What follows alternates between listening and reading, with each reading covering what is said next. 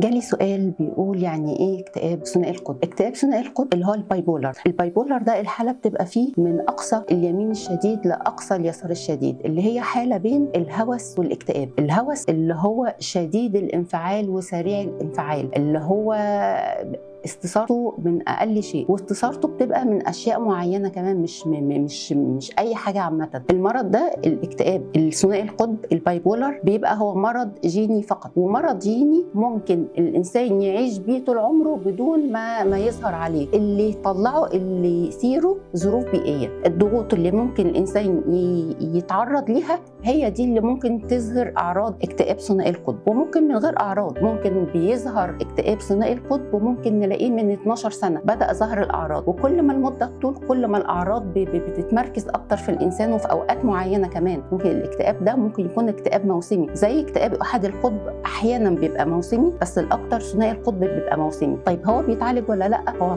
باذن الله بيتعالج، والعلاج بيبقى له مراحل وبيبقى ليه كمان مدد مختلفه. حد ممكن ياخد علاج دوائي فقط، حد مع الCBT، حد ممكن ياخد علاج بجلسات الكهرباء. ممكن الحاله بتستقر جدا، ممكن ل 10 و15 سنه مستقره. بعد ال 15 سنه قد يكون ترجع الاعراض تاني. ده بالنسبه لحاله. بالنسبه لحاله تانيه بيفضل تحت سيطره العلاج علشان يبقى كويس. تحت سيطره العلاج يعني ايه؟ يعني طول عمره بيفضل العلاج ده علاج مستمر لانه مرض مزمن. هل هو مرض عقلي ولا مرض نفسي؟ هو طبعا مع درجاته هو طبعا مرض عقلي ذهاني.